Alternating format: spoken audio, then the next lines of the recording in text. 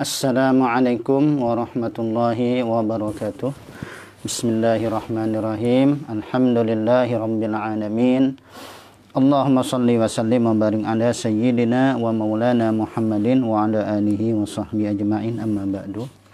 Fa'aqulu subhanaka la ilma lana illa ma 'allamtana innaka antal alimul hakim wa la hawla wa la quwwata illa billahil aliyyil azim. Sallallahu alaika ya manba'al ulum, rabbi syrah li sadri wa yassirni amri warzuqni fahmal qawi. Rabbi syrah li sadri wa yassirni amri wahlul 'uqdatam min lisani yafqahu qawli. Alhamdulillah, bersyukur kepada Allah, pada pagi hari ini kita diberikan kesempatan oleh Allah untuk dapat kembali melanjutkan ta'lim kita, yakni kajian kitab Qami'ut Tughyan. Mudah-mudahan apa yang kita pelajari pada pagi hari ini mendapatkan ilmu yang bermanfaat, ilmu yang barakah. Amin ya rabbal alamin. Kemudian salawat dan salam kita sampaikan kepada Nabi kita Muhammad sallallahu alaihi wasallam. Demikian juga kepada para sahabat pengikut beliau dari dulu sekarang ila yaumil qiyamah. Baik, kita melanjutkan di halaman 27 ya. Silahkan dibuka kitabnya. Kita baca. Qala al-mu'allif rahimahullahu ta'ala wa nafa'ana bihi wa bi'ulumihi fid darini amin. Wa ammal aqiqatu. Itu ya, kemarin sempat putus karena kendala jaringan. Wa ammal aqiqatu fahiya ma yuzbahu 'anil mauludi yawma sabi'ihi wa yusannu zabhuha 'inda tulu'is syamsi fayuzbahu anil ghulami syatani wa anil jariyati syatun wa yahdi al-'aqu minha lil fuqara'i wal masakin fayahmilu ma yahdihi minha min lahmiha wa marqiha ilaihim wa la yad'uhum ilaih wa yadbakhuha bihulwin illa rijlaha fa tu'ta nai'ah lil qabilati. Wa ammal aqiqatu, dan adapun akikah. Ini masih kaitan dengan cabang iman yang ke-48, yaitu di syair wa tiddahiyata wal aqiqata wahdiyan wa ulil umuri atihumu la tajrimu. Itu syair ya. Jadi cabang iman yang ke-48. Adapun akikah fahiyya, yaitu akikah imma yuzbahu anil mauludi, yaitu sesuatu hewan ya tentunya yang disembelih daripada anak yang dilahirkan di hari yang ke-7. Jadi yang namanya akikah itu adalah binatang ya, hewan, yaitu kambing, terutama kambing yang disembelih di hari keberapa? Di hari yang ke-7. Itu yang memang yang bagusnya ya, yang afdalnya, yaitu hari ke-7 sesudah kelahiran anak ya. Kalau tidak bisa hari ke-7, maka ambil hari yang ke-14. Kalau tidak bisa hari yang ke-14, maka ambil hari yang ke-21. Jadi kelipatan 7. Nah, kalau sudah hari 21 memang kita tidak mampu juga mungkin ya, karena ada kesibukan dan lain hal, maka setelahnya bebas. Setelahnya itu terserah ya, terserah. Jadi yang kelipatan 7 itu sampai 21 saja. 7, 14, 21. Yang kadang yang sering ditanyakan, kapan kita mau akikah yang paling bagus ya? Maka kalau bicara yang paling bagus, maka ke-7. Kalau ada kesibukan dan lain hal tadi ke-14, hari ke-14 setelah kelahiran, atau ke hari yang ke-21. Kalau hari ke-21 masih belum bisa juga, maka setelahnya terserah. Jadi mau hari apa terserah. Jadi tidak lagi pakai kelipatan 7. Yaitu ya.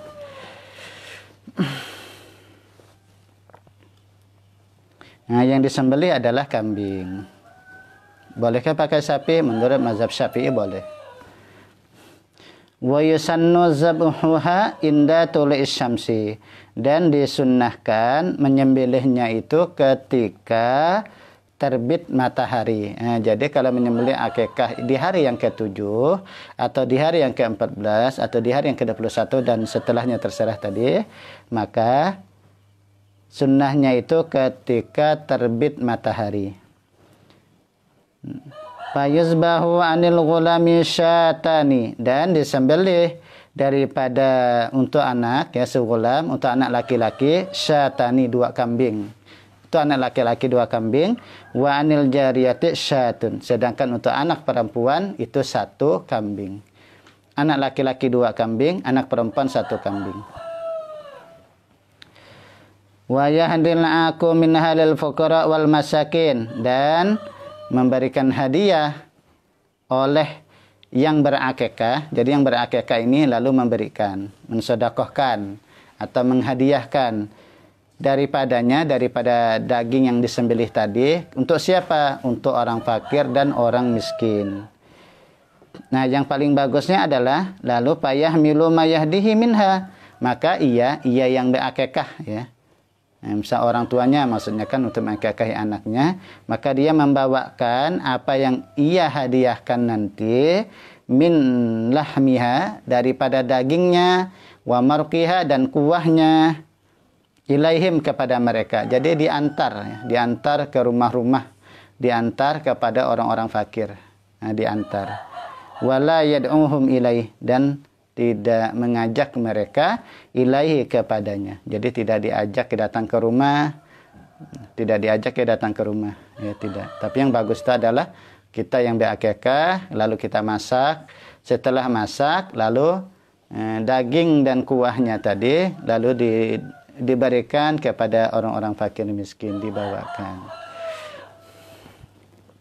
Tapi Abah, kami biasanya diacarakan kayak apa ya? Boleh saja. Makanya tadi paling bagus ya. Kalau diacarakan seperti dijadikan apa? Prasmanan misalnya lah. Tidak masalah, tidak mengapa. Boleh-boleh saja. Sah-sah saja. Itu kan yang bagusnya tadi ya. Bayat bahuha bihulwin, dan ia memasaknya itu dengan manis. Nah, dengan manis ya, tidak pedas, tidak asin, tapi yang bagus itu yang manis. Illa rijlaha, kecuali kakinya. Nah, kalau kakinya diberikan yang mentah saja. Ya, patu'ta nai'ah lil qabilah. Maka diberikan dalam keadaan mentah lil qabilati, untuk bidan, yang bidan bayi ya, yang membantu dalam proses persalinan kelahiran anak tadi. Nah, jadi si bidan itu nanti diberikan kakinya. Wallahu alam ya filosofinya itu apa ya. Biasanya kalau hal-hal yang seperti ini biasanya ada filosofinya ya. Wallahu alam ya filosofinya apa, tapi yakinlah pasti ada ya. Insyaallah nanti kita cari sama-sama insyaallah ya. Semuanya itu ada filosofinya insyaallah. Jadi apapun syariat itu pasti ada kebaikannya. Apapun syariat, ingat, apapun syariat pasti ada kebaikannya. Nah, jadi di sini ya, bahwa yang pertama tadi kalau untuk anak laki-laki 2 kambing, sedangkan anak perempuan 1 kambing. Kemudian dimasak tadi, dimasak lalu dibagikan dagingnya dalam keadaan masak beserta kuahnya. Tetapi yang bagusnya begitu. Kalaupun misalnya dijadikan acara seperti persemanan atau acara ya beracaraan datang ke rumah mereka, itu juga tidak mengapa ya, boleh-boleh saja. Nah, kemudian kalau kakinya tadi diberikan kepada qabilah, yaitu bidan yang membantu proses persalinan anak kita. Insyaallah nanti di akhir majelis akan menjawab pertanyaan-pertanyaan yang terkait dengan masalah akikah yang ditanyakan. Wal hadiyu huwa. Nah, habis sudah tentang akikah. Adapun pertanyaan terkait dengan akikah ya, ada pertanyaan yang masuk. Soalnya nanti Abah jawab di akhir majelis insyaallah. Ya, ada sekitar 3 atau 4 pertanyaan. Tetapi Abah akan lebih fokus untuk menjawab tentang pertanyaan akikah saja ya, karena kebetulan ini terkait dengan akikah yang kita bicarakan. Wal hadiyu, sedangkan hadiyu itu apa? Huwa, yaitu ma yusaku lil hurum taqarruban ila Allah taala. Wal hadiyu, sedangkan hadiyu huwa, yaitu ma yusaku, yaitu hewan yang disembelih lil harami ya, lil harami, di tanah haram. Lil harami ya bacanya. Nah, jadi hewan yang disembelih lil harami ya, di tanah haram. Nah, itu biasanya bagi orang yang ibadah umrah ataupun haji nanti lah. Nah, dalam bicara ini, nah menyembelihnya itu nanti di tanah haram, yalah dalam rangka biasanya kan itu orang yang membayar dam biasanya. Nah, tapi tetap tujuannya taqarruban ilallahi taala itu dalam rangka mentakarubkan diri kepada Allah Subhanahu wa taala. Wa waktu zabhihi. Nah, sedangkan waktu penyembelihannya huwa yaitu waqtul udhiyati, yaitu di waktu udhiyah, di waktu kurban. Nah, jadi al-hadyu di sini yaitu menyembelih hewan, ya binatang yang tertentu yaitu kambing, unta dan sapi. Tapi tempatnya khusus yaitu di tanah haram, di Mekah sana, ya di tanah haram di Mekah sana. Tujuannya ketakur kepada Allah dan waktunya sama dengan waktu kurban yaitu 4 hari 10 yaitu hari nahar, dan selanjutnya ditambah dengan 3 hari yaitu yang dinamakan hari tasyrik.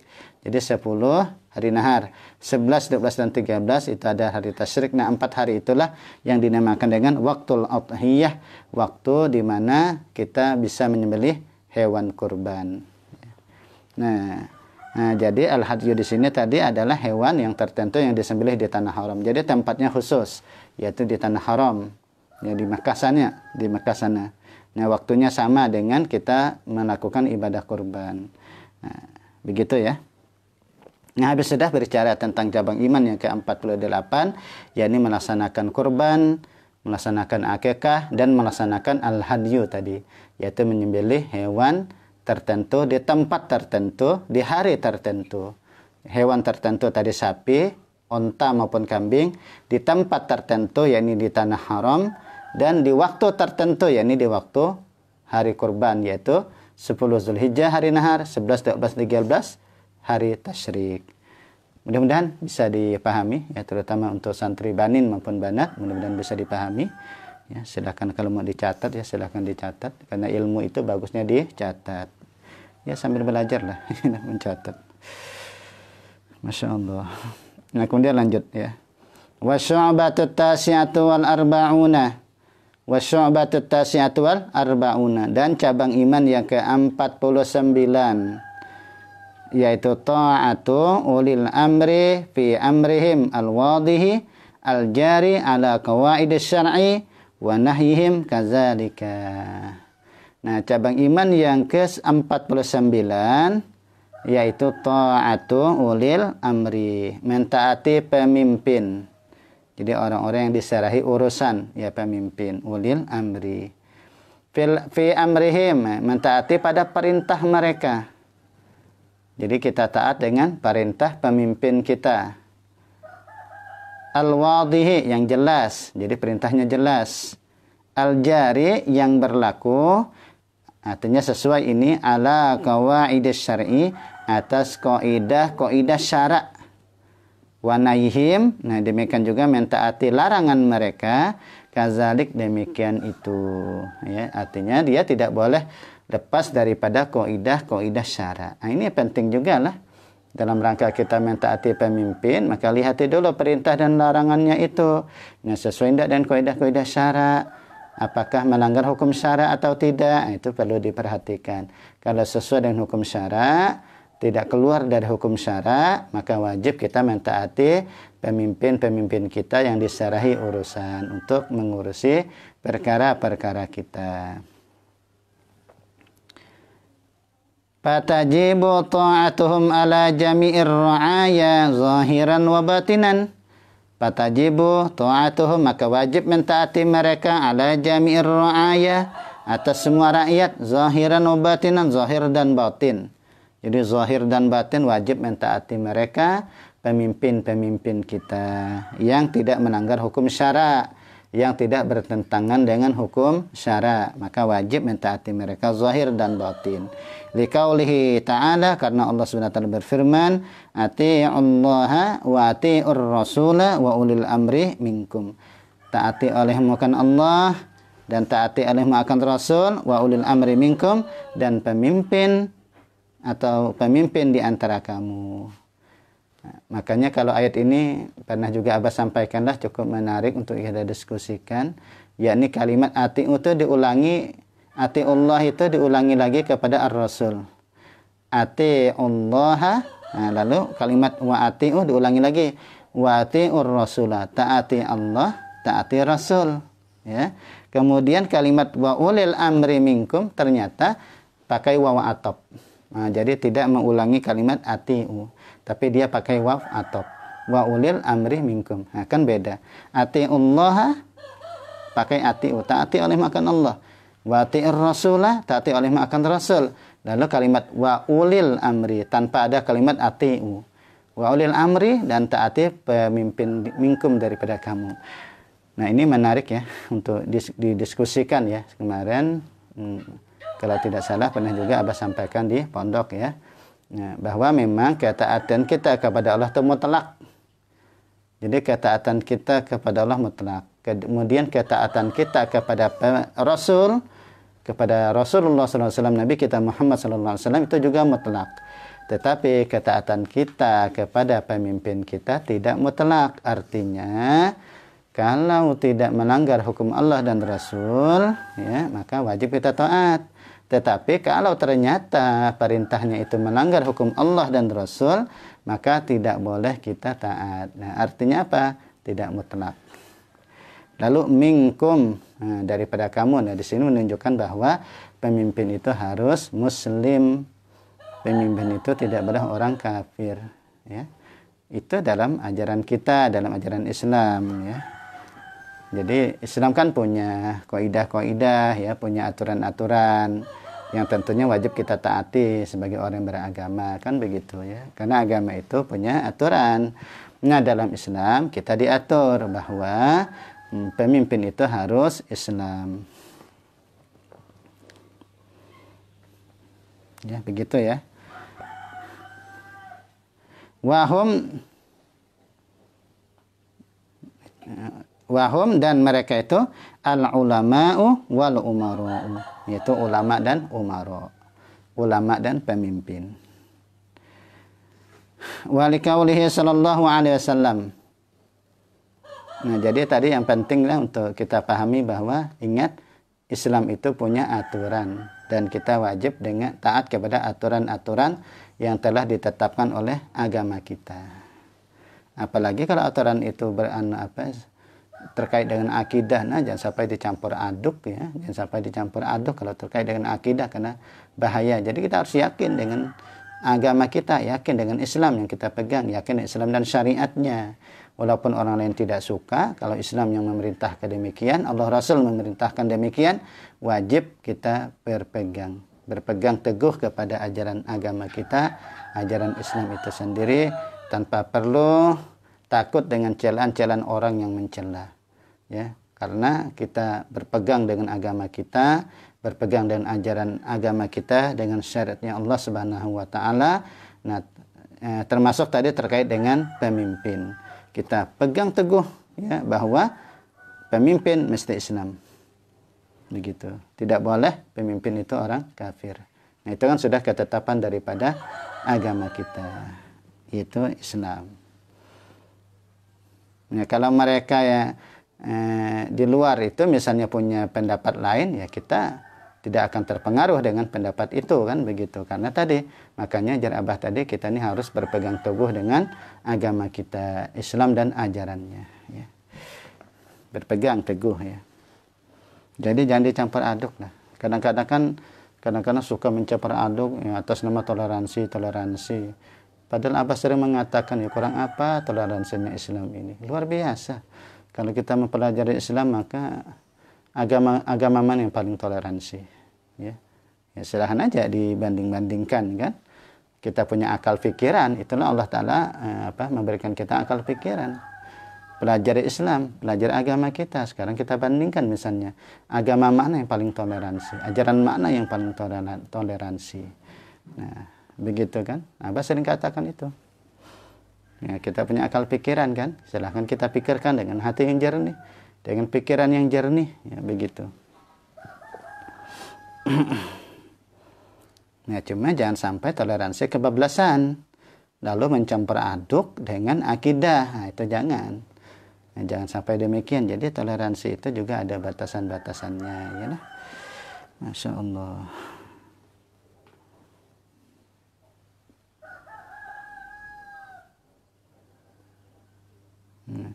Wa liqaulihi sallallahu alaihi wasallam, man ata'a amiri faqad ata'ani wa man asa amiri faqad asani.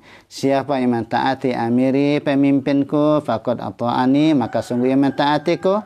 Wa man asa amiri faqad asani. Dan siapa yang maksiat, durhaka, membangkang kepada amiri, pemimpinku, kata Nabi, faqad asani, maka sungguh dia maksiat kepadaku. Nah, tapi sini ya diperhatikan ya, di garis bawahi di sini. Lakin, nah dibatasi. Lakin la yuta'u fil harami wal makruhi. Tetapi tidak boleh taat pada perkara yang haram dan kepada perkara yang makruh. Tidak bisa kita taat. Kalau memang sudah diharamkan oleh agama kita, tidak bisa kita taat walaupun dengan alasan apapun. Ya, nah, walaupun di situ ada undang-undangnya. Tapi kalau perkara yang memang sudah diharamkan oleh Allah dan Rasulnya, tidak bisa kita taat. Ya. Karena itu, ya, di atas Syekh Nawawi Al-Bantani sudah menjelaskan ketaatan kita untuk mentaati perintahnya dan mentaati larangannya itu sesuai dengan kaidah-kaidah syara. Kalau tidak sesuai dengan kaidah syara, tidak sesuai dengan hukum Allah dan Rasul, justru bertentangan dengan hukum Allah dan Rasul, maka tidak bisa kita taat. Di sini dikatakan, tetapi la yuta'u fil harami wal makruhi. Yang makruh saja tidak bisa kita mentaati. Tapi kata beliau tidak ditaati pada perkara yang haram dan perkara yang makruh. Ya, coba bayangkan. Perkara yang makruh saja kita tidak bisa mentaati pemimpin kita. Apalagi kalau perkara yang haram. Kalau perkara yang haram dipaksakan kepada kita, maka maaf, ya, kita tidak bisa untuk menuruti itu. Ya, tidak menuruti perkara-perkara yang diharamkan, misalnya untuk ditaati ya tidak bisa. Ya. Jadi oleh karena itu, kalau ingin bikin undang-undang, ya, maka sesuailah dengan hukum Allah dan Rasul. Tidak boleh bertentangan dengan hukum Allah dan Rasul. Karena itulah hukum itu hanya milik Allah Subhanahu wa taala. Hukum Allah tetap tidak akan berubah-ubah. Dari dulu, sekarang sampai hari kiamat ya akan berubah-ubah begitu. Wa ammal mubahu fa in kana fihi maslahatun ammatun lil muslimin wajabat ta'atuhu fihi wa illa fala. Wa ammal mubahu, dan adapun perkara yang mubah, perkara yang diharuskan. Jadi dalam Islam itu misalnya perkara ini harus hukumnya, lalu pemimpin kita menyuruh perkara itu, wajibkah kita taat? Nah, di sini jawabannya. Adapun perkara yang mubah, maka jika di situ ada kemaslahatannya, ya kemaslahatan ammah secara umum lil muslimin, bagi kaum muslimin, wajibat ta'atuhu, wajib mentaatinya, fihi padanya, wa illa, kalau di situ tidak ada kemaslahatan, fala, maka itu tidak wajib. Nah, jadi kalau perkara yang harus, lihati dulu perintah itu, larangan itu, apakah untuk kemaslahatan kita, kemaslahatan kaum muslimin atau tidak. Kalau ternyata di situ mengandung kemaslahatan, wajib taat. Kalau ternyata tidak mengandung kemaslahatan, nah maka tidak wajib mentaati. Itu kalau perintahnya harus. Falau nada bi'adami syarbid dukhani al-ma'ruf, maka jikalau dia menyeru, jadi pemimpin kita itu menyeru, mengajak, lalu dia bikin undang-undang misalnya lah, nah seruannya bi'adami syarbid dukhani, dengan ketiadaan merokok. Syarbid dukhan itu merokok. Al-ma'ruf, yang sudah dikenal al-an sekarang, jadi rokok ya rokok sekarang. Jadi syarbid dukhan, minum asap. Masya Allah. Jadi bahasa Arab rokok itu adalah syarbid dukhan, minum asap. Minum asap. Jadi rokok itu minum asap. Nah, jika misalnya pemimpin kita melarang rakyatnya untuk minum asap, maksudnya merokok ya. Makanya di sini al-ma'ruf al-an. Jadi minum asap yang dikenal sekarang itu maksudnya adalah merokok. Jadi pemimpin kita melarang untuk merokok kepada rakyatnya, wajibat alaihim ta'atuh, wajib mentaati mereka. Wajib atas mereka ta'atuh, mentaatinya. Li'anna fi ibtalihi, karena bahwasanya pada membatalkannya, jadi maksudnya tidak merokok itu, rakyat itu supaya jangan merokok, di situ ada maslahah ammah, di situ ada kemaslahatan secara umum. Ya, kan ini kan terkait dengan kesehatan ya, terkait dengan kesehatan rakyat, kesehatan masyarakat kan penting ya. Karena yang namanya merokok ini sudah dirinya, bahkan orang-orang yang di sampingnya menurut para ahli itu kan, bahkan bukan saja merokoknya, ahli yang sekitarnya ini juga terkena imbas daripada merokok itu. Ya, terkena imbas. Ya, terlepas daripada perbedaan-perbedaan pendapat, maka kami di pondok melarang para santri untuk merokok. Bahkan kami juga tidak mengizinkan untuk siapapun ya untuk merokok di lingkungan pondok ya terutama. Juga tidak merokok di hadapan santri. Jadi mohon maaf kepada Bapak Ibu wali santri, kalau berkunjung ke pondok, kalau ingin merokok ditahan-tahan dulu ya. Jadi supaya kami tidak enak juga nanti menegur buhan pian, ya kada enak juga kami lah menegur buhan pian. Misalnya kalau menegur kadang kada enak juga kami. Jadi paham-paham aja lah. Ya, paham-paham. Karena kami tidak enakan juga kadang untuk menegur. Jadi oleh karenanya bagi Bapak Ibu para wali santri yang kebetulan merokok misalnya lah, kalau berkunjung ke pondok nanti ketika dalam keadaan normal ya, itu kalau ingin merokok ditahan dulu ya. Merokok di luar saja lah. Jangan di lingkungan pondok. Kalau misalnya merokok tidak ditegur kami, jadi sebenarnya kadang-kadang kami ini serba salah, kadang-kadang lah. Menegur bahan pian, apalagi pian sudah berumur, kami ini masih muda. Kadang-kadang masih serba salah. Ya, menegur, jadi orang tuh ngalih, negur orang tua aja gitu ya. Kata orang gitu. Kadang-kadang kami serba salah jadinya lah. Nah, jadi oleh karenanya kerjasama kita sangat penting.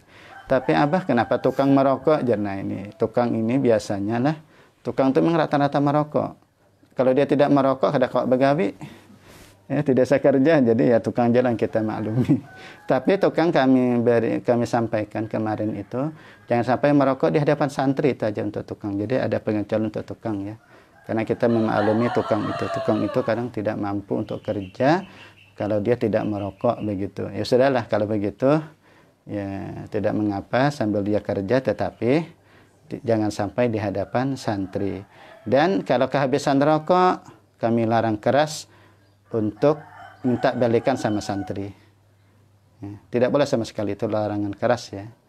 Nah, ini terkait dengan rokok di lingkungan pondok ya. Jadi mohon kerjasamanya juga, terutama kita sebagai wali santri atau siapapun yang berkunjung. Kebetulan merokok misalnya, mohon kiranya untuk tidak merokok di lingkungan pondok, ditahan-tahani saja. Karena lagi-lagi kami nanti tidak enak kalau untuk menegur ya. Untuk menegur ya, itu kadang-kadang tidak enak. Kadang-kadang takut tersinggung lah, takut apa begitu ya. Tapi kalau memang nanti ternyata ada ya akan kami upayakan untuk menegur dengan cara yang ahsan tentunya ya. Dengan cara yang baik. Tapi ini sudah Abah sampaikan ya di majelis ini. Di majelis ini untuk kepada kita semuanya, kepada para wali santri untuk bisa kita bekerja sama ya lah, tidak merokok di lingkungan pondok.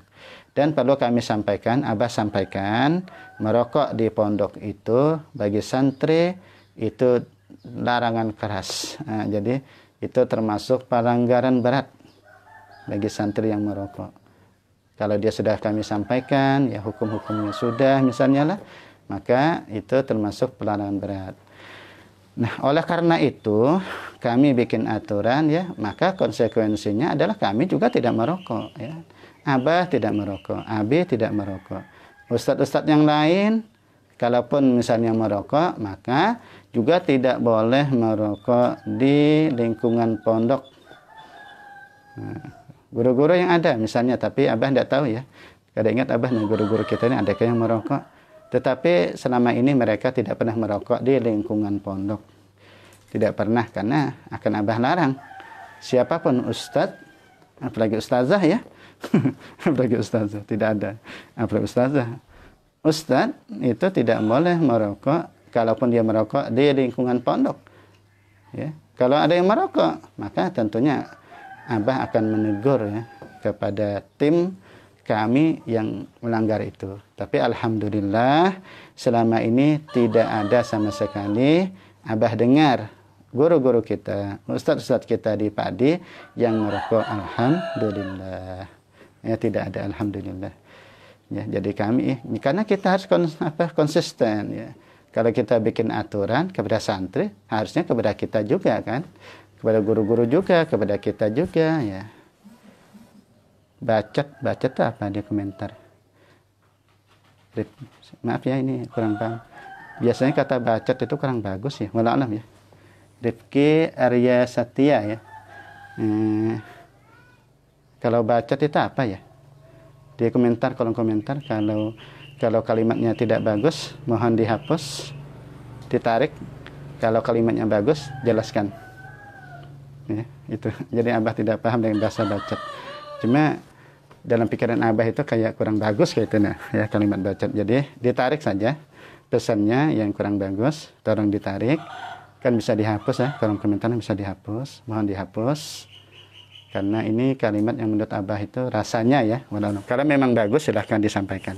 Maaf Abah, bahasa bacot itu bagus, maknanya ini ya, silahkan disampaikan di kolom komentar, silahkan dijelaskan.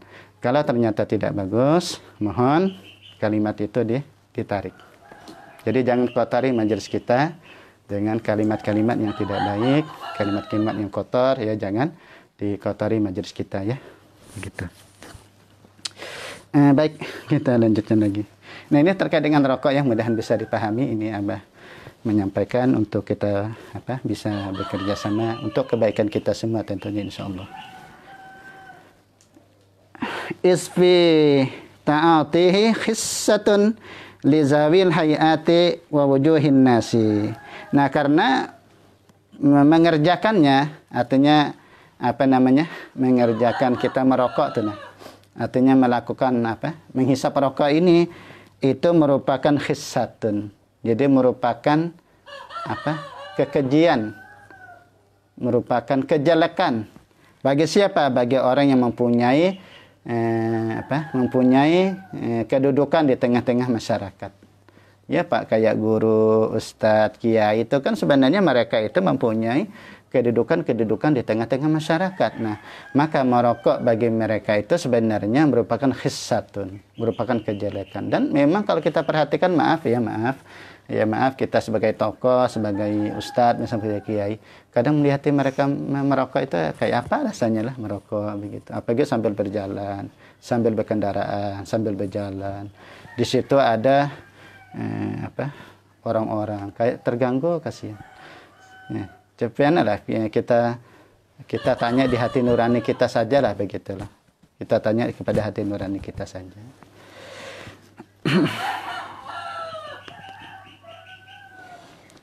Kaza afadahu al-Bajuri. Demikian berikan faedah akan oleh Imam al-Bajuri. Faqaulun nazimi, maka perkataan nazim ya sudahlah pembicaraan tentang yang ke-49 daripada cabang iman. Ya, kemudian faqaulun nazim, ini perkataan nazim, ini cuma membahas kalimat nahunya. Wa ulil umuri, wa ulil umuri, kalimat ulil umuri, al-wawu di sini, ya kalimat al-wawu di sini la tadkhulu fil wazni.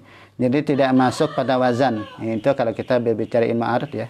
Tidak masuk pada wazan li'annaha, karena bahwasanya zaidatun itu cuma tambahan lil farqi, untuk membedakan baina di antara ila, yaitu di antara kalimat ila al-jarrah yang jar, yang berbaris ke bawah.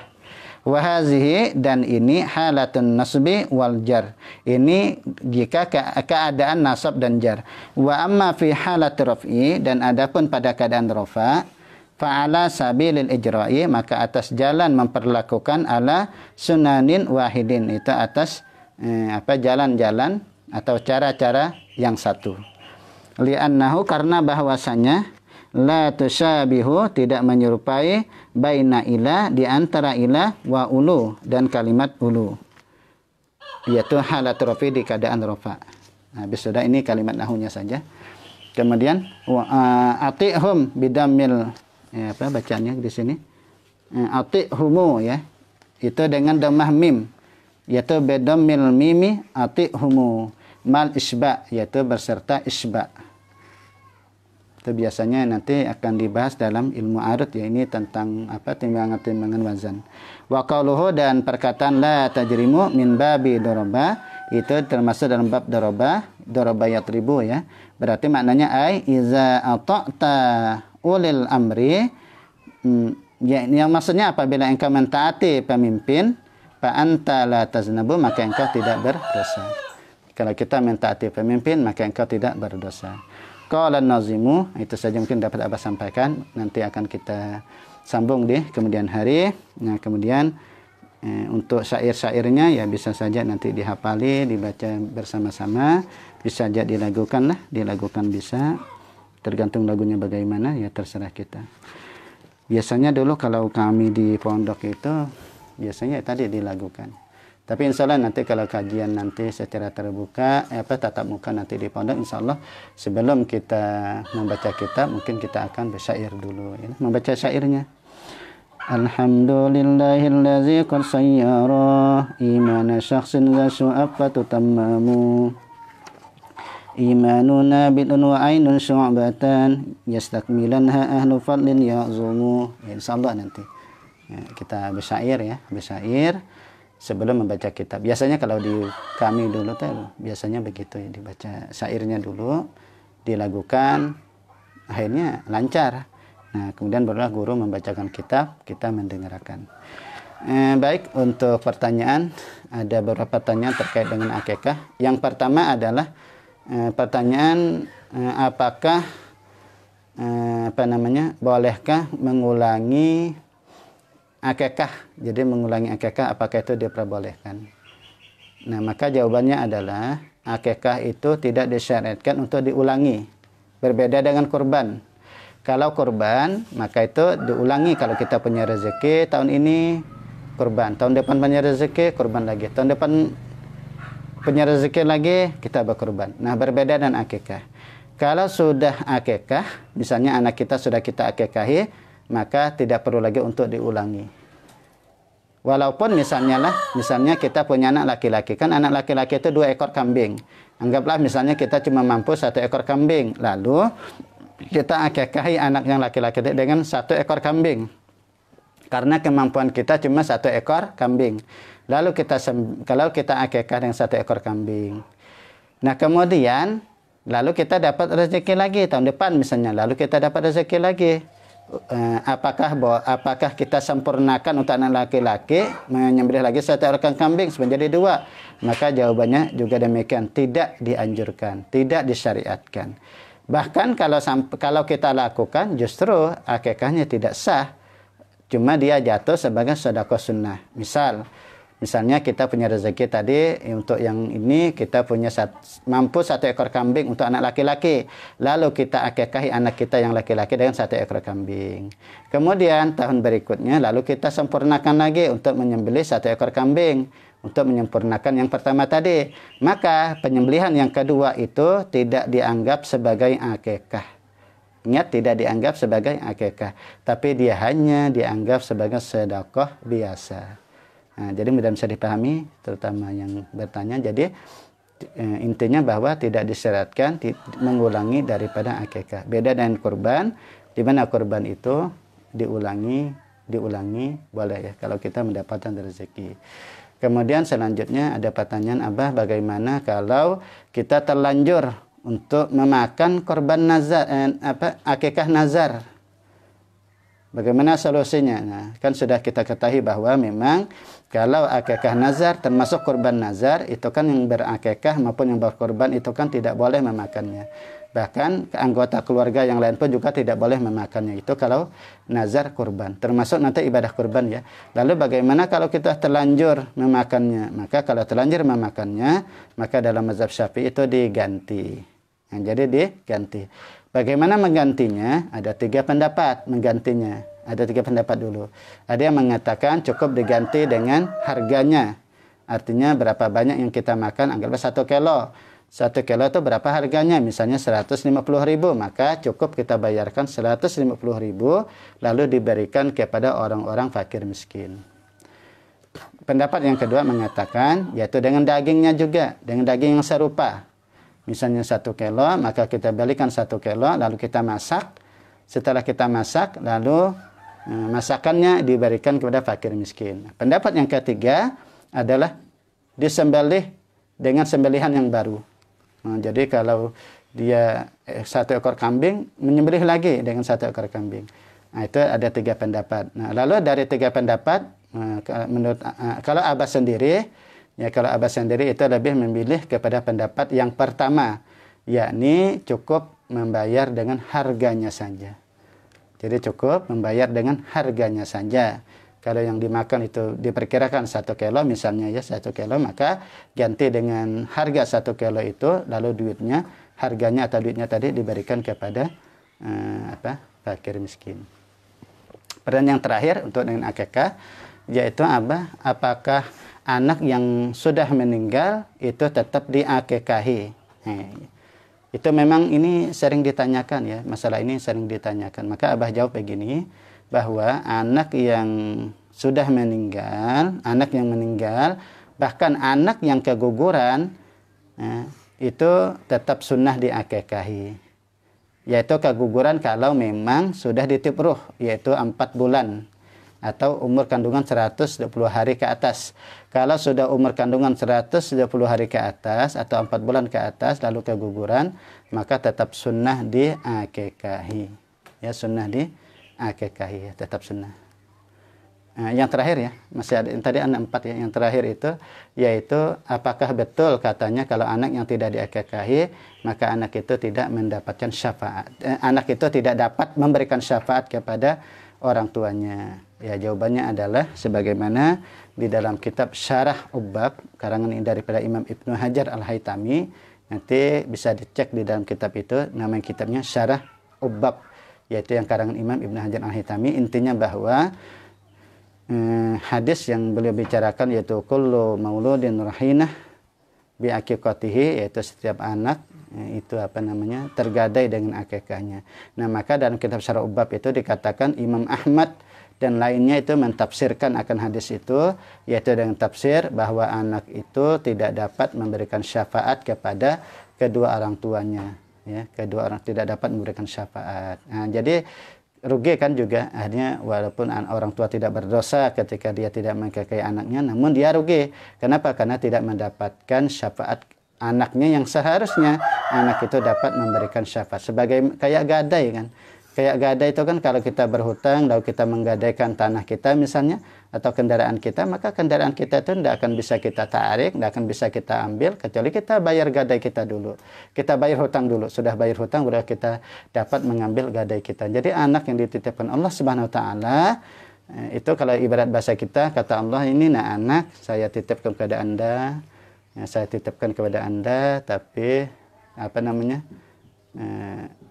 digadaikan dengan menyembelih daripada hewan tadi. Nah, kalau kamu menyembelih hewan kambing, maka kamu maka anak ini sudah bebas untuk kita miliki, ya, tanda kutip begitulah, kurang lebih begitulah. Silakan dikembangkan. Jadi kayak gadai kan begitulah, kayak gadai itu begitu. Jadi sehingga anak itu tertahan untuk memberikan syafaatnya karena dia memang masih tergadaikan begitu. Nah, karena itulah Imam Ahmad dan imam lain itu mentafsirkan bahwa yang hadis tadi maksud anak yang tergadai dan akikahnya adalah anak itu tidak dapat memberikan syafaat untuk kedua orang tuanya. Nah, oleh Imam Al-Khattabi, Imam Al-Khattabi itu beliau lalu menganjurkan, kata beliau, seyogyanya bagi orang tua yang ingin mendapatkan syafaat anaknya, hendaklah dia berakikah untuk anaknya sekalipun sesudah matinya, sekalipun sesudah wafatnya anak itu, kata Imam Al-Khattabi.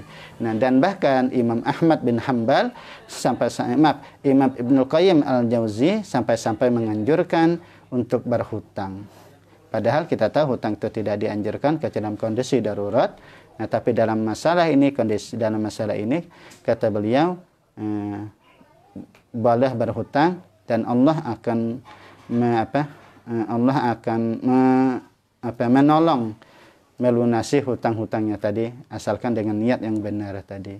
Nah, itu demikian jawaban yang dapat Abah sampaikan. Mudah-mudahan ada manfaatnya terutama bagi penanya dan bagi kita yang mendengarkan. Mudah-mudahan ada manfaatnya untuk kita sebagai ilmu bagi kita. Ya, mudah-mudahan ya. Demikian mungkin untuk taklim kita pada pagi hari ini. Abah minta ampun dan minta maaf dari awal sampai akhir. Andai kata ada kesalahan, kekhilafan, sekali lagi minta ampun dan minta maaf. Kita berdoa kepada Allah. Mudah-mudahan segala hajat kita dikabulkan Allah SWT. Santri banin maupun banat, mudah-mudahan dimudahkan Allah dalam menuntut ilmu, diberikan kesabaran dalam menuntut ilmu, dimudahkan dalam menghafal Al-Quran, dan mudah-mudahan antum semua, kalian semua hafal Al-Quran 30 juz, hafal yang miskin, hafal yang berkualitas, dan tentunya faqih fiddin, dan ilmu kita bermanfaat dan barokah. Amin ya rabbal alamin. Dan bagi yang melakukan perjalanan untuk kembali ke pondok, maka Abah ingatkan tetap melaksanakan, mematuhi protokol kesehatan. Mudah-mudahan kita dijaga oleh Allah Subhanahu wa taala, dan saling mendoakan, jangan sampai berpikir yang tidak-tidak. Intinya saling mendoakan saja kita, ialah saling mendoakan. Mudah-mudahan semuanya, baik yang tinggal maupun yang berangkat, saling mendoakan. Mudah-mudahan kita semua diselamatkan, dilindungi Allah Subhanahu wa taala. Amin ya rabbal alamin. Astaghfirullahalazim, astaghfirullahalazim, astaghfirullahalazim. Subhanakallahumma wa bihamdika asyhadu an la ilaha illa anta astaghfiruka wa atubu ilaika. Walhamdulillahi rabbil alamin. Hadanallah wa iyyakum ajma'in. Wassalamu alaikum warahmatullahi wabarakatuh.